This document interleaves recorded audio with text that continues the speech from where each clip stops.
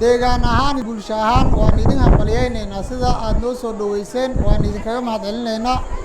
waan idin ballan qaadaynaa insha allahu tacaala ka maamul gobol ahaan iyo maamulka degmadaba anagoo garab siinayna mar walbaba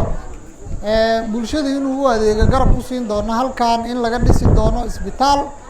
nalalka cadceedda ku shaqeeyana deegaankan la soo gelin doono marka la soo maro insha Allah arrintaas waxay bilow u noqon doontaa deegaanka Buufow inuu maaragtay uu helo bilic ka wanaagsan tan hadda uu haysto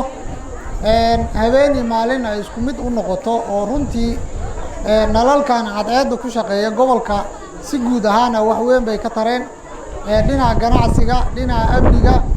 dhinaca bulshada meel walba ayaa looga faa'iideystay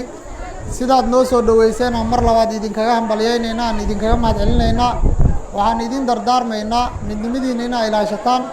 nabadda inaad ilaashataan horumarka inaad ka shaqaysaan maamulkii dowladdana inaad la shaqaysaan haddii alla idmo Allah idin barakeeyo Buufow nabadoo barwaaqa inaan ku soo laabto ku faraxsanahay mar kalena waan idin imaan doonaa. Assalaamu calaykum waraxmatullaahi tacaala wabarakaatuh.